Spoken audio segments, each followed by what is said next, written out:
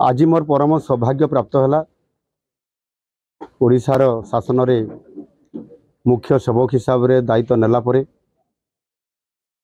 माँ ताराताणी दर्शन लाभ कली। ओडिशा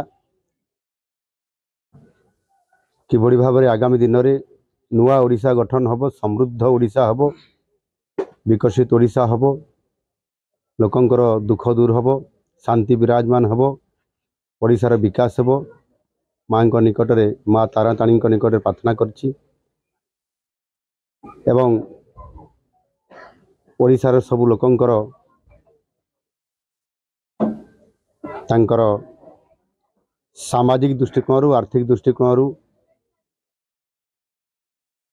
विकास हो एवं ओडिशार विकास हो ये कथा को लेकर मु माँ निकट प्रार्थना करछि।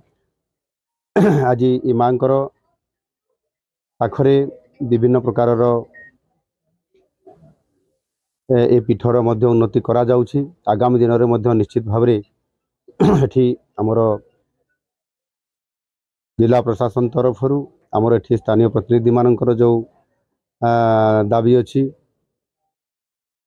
मंदिर परिचालना कमिटी जो सदस्य माने अछंती समस्त मतामत को लेकिन यहाँ आहुरी किभली एक ये देशर आदि शक्तिपीठ यह किभली भाव में आहुरी अधिक लोकप्रिय हम। सार देशरू श्रद्धालु माने आसिबे, भक्त माने आसिबे एवं एठी माँ ताराताणी दर्शन करके जीव ये प्रकार समस्त जहाँ आनुषंगिक व्यवस्थार आवश्यकता आगामी दिन में आहुरी आसिबो ताको राज्य सरकार पूरा करिवे।